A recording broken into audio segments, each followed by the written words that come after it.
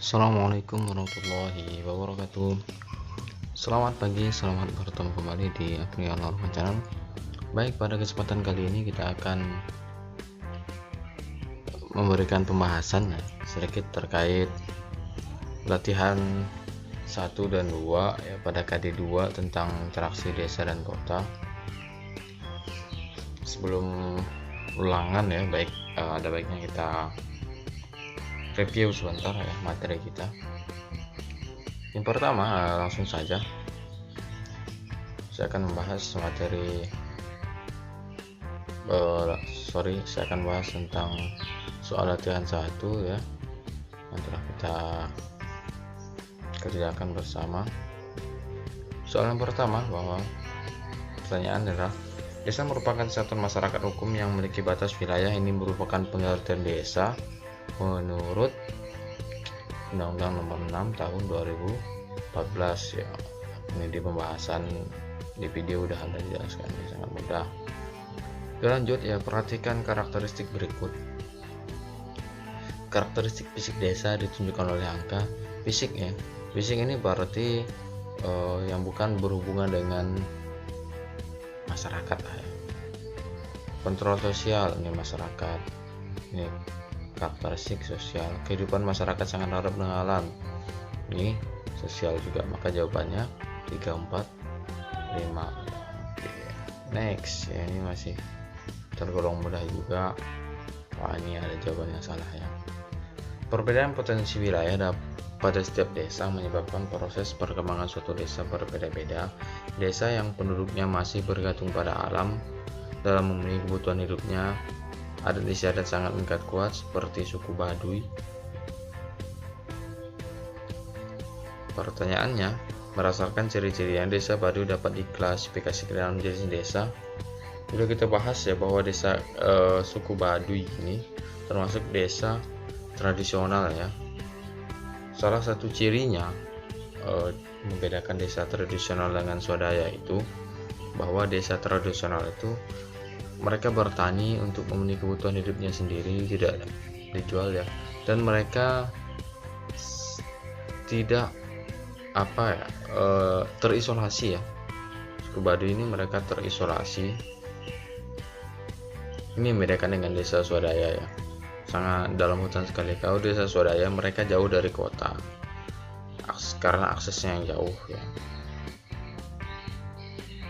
tapi masih tidak se ekstrim yang suku Baduy ini, yang sangat bisa dikatakan ada primitifnya gitu ya, masih unsurnya. Bahkan di suku Baduy ini, yang suku Baduy yang dalam ya, mereka itu tidak mengecap pendidikan sama sekali, masih gitu ya.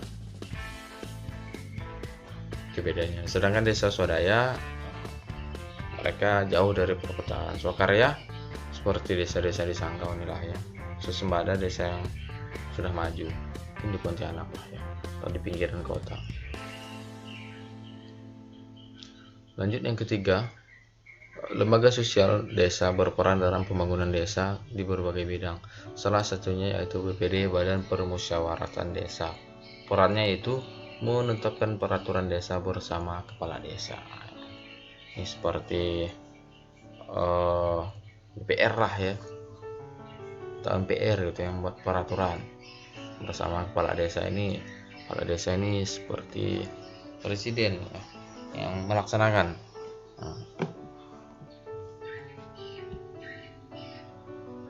DPR lah nih ya, penetap. Oke, ini lewat ya. Perhatikan gambar berikut. Ini gambar kota Sanggau. Pola pemukiman penduduk di kota Sanggau seperti gambar ini memiliki risiko bahaya berupa banjir ya. Polanya berbentuk linier ya, mengikuti atau memanjang ya, mengikuti garis sungai. Ini mudah sekali lah ya. Kalau salah keterlaluan juga nih. Perhatikan gambar berikut ya. Gambar tersebut menunjukkan pola pemukiman ini menyebar ini ya, terdapat di dataran rendah. Jangan terkecoh dengan gambar ini ya. Pola seperti ini ya, bentuknya menyebar ya.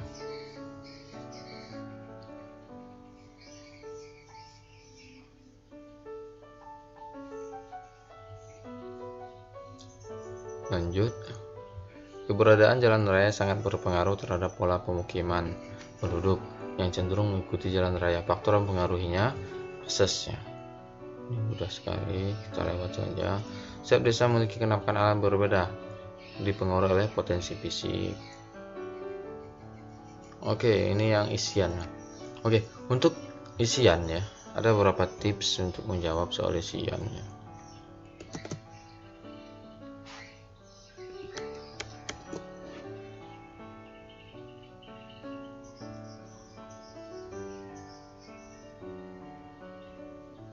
Oke,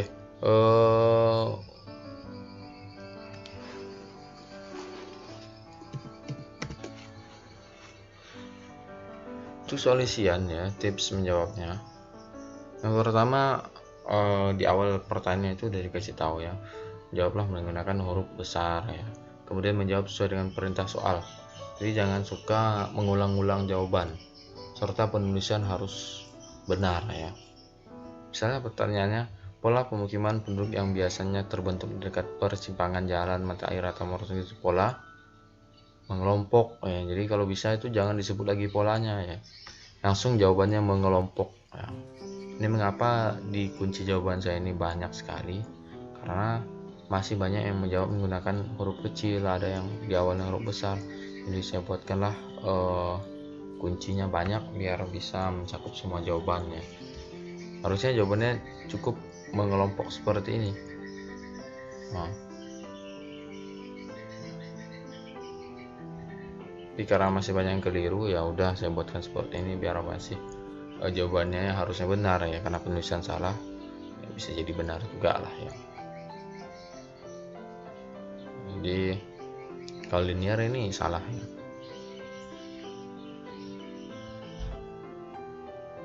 Ini di pembahasan ini di materi udah ada ya. Terakhir, desa yang sudah mampu untuk memanfaatkan potensi desa untuk pembangunan adat istiadat sudah tidak mengikat erat merupakan ciri desa swasembada. Ini juga banyak jawabannya ya. Sebenarnya jawabannya harus swasembada saja ya. Coba kalau kita baca ya, karena ini titik-titik isian ya. Desa yang sudah mampu untuk memanfaatkan potensi desa untuk pembangunan adat istiadat sudah tidak mengikat erat merupakan ciri-ciri desa swasembada. Ciri desa swasembada, desa pengulangan gitu. Nah, nanti untuk ulangan jadi jawabannya itu cukup swasembada saja, nggak usah ditambah desanya lagi ya, dan menggunakan huruf besar. Oke, next, di latihan kedua kita bahas juga, ini udah saya kasih penjelasan lagi ya, silahkan jawab dengan huruf kapital, huruf besar, dan masih banyak yang keliru. Nomor 1, kota merupakan kesatuan jaringan kehidupan manusia yang terdiri dengan kepadatan penduduk. Merupakan pengertian kota menurut Erwin Tarto. Ini hafalannya sangat mudah sekali, di buku ada. Karakteristik di atas merupakan ciri-ciri. Ini ciri-ciri fisik ya. Ada gedung, alun-alun, area parkir, tempat wisata, tersedia pusat perbelanjaan. Oke, ini mudah. Ketersediaan lahan terbuka di kota sangat terbatas, tetapi kegiatan ekonomi di kota lebih beragam daripada desa. Faktor penyebab fenomena tersebut adalah orientasi penduduk pada sektor industri dan desa. Enggak ya. Jadi karena faktor utama itu di kota itu merupakan pusat administrasi dan pemerintahan ya. Kalau sektor industri dan jasa, enggak semua kota itu kota industri ya. Tapi setiap kota pasti dia pusat administrasi dan pemerintahan. Ini lebih umum gitu ya. Kalau sektor industri nggak semua. Seperti Pontianak, kota bukan kota industri ya.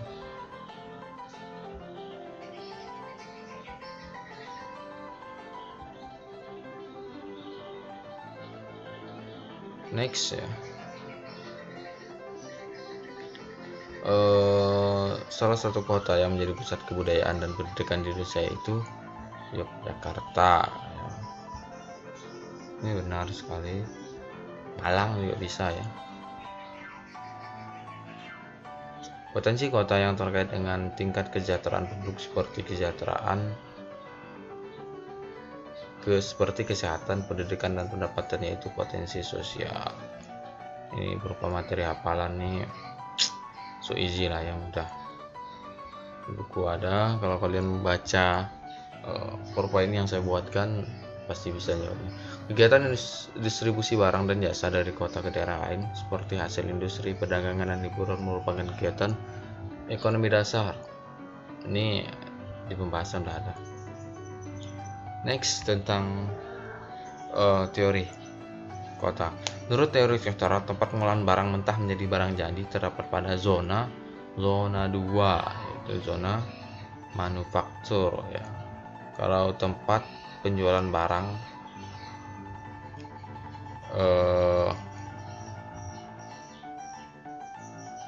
dengan jumlah banyak gitu ya, penjualan barang dengan jumlah banyak, bukan kepada pembeli langsung, pada makelar, disebut daerah grosir.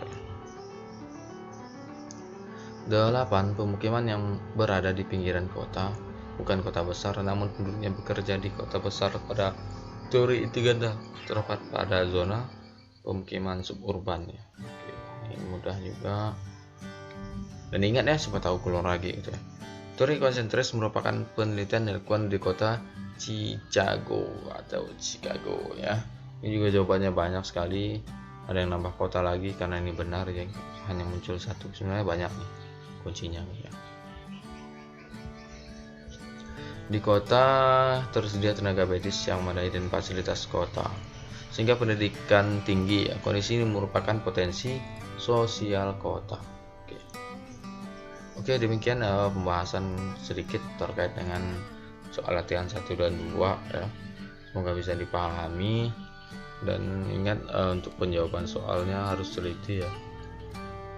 Ini jawabannya tadi ya. Chicago ini udah lengkap sekali.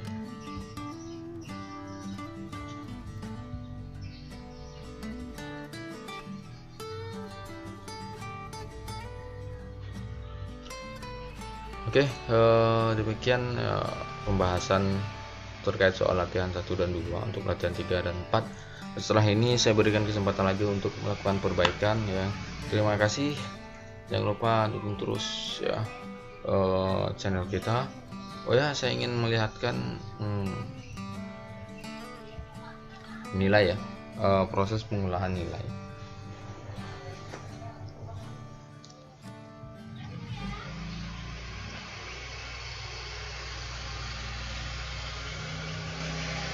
Ini sedikit tentang pengolahan nilai yang hasil yang kalian kerjakan.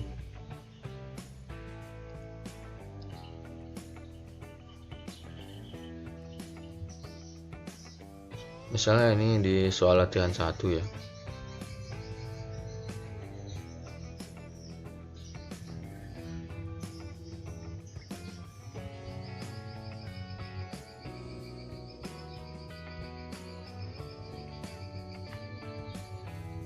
Oke, bentar, kita kecilkan dulu.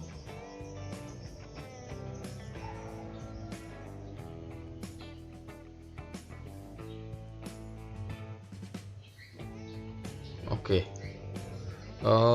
jadi nilai yang kita ambil itu nilai yang tertinggi ya. Misalnya gini, Abang Hendy udah melakukan percobaan 2 kali nih, yang nilainya 180, 90 ya, maka kita ambil yang 90 untuk latihan 1. Kemudian si Adit ya 3 kali, 40, 20 sama 50, maka kita ambil yang tertinggi yang 50. Si Agung karena sekali ya, lewat. Si Agus ya 20. Ahmad sama Trido 6, 5, 6, kita ambil yang 6, dan seterusnya. Oke, gitu aja. Terima kasih atas perhatiannya.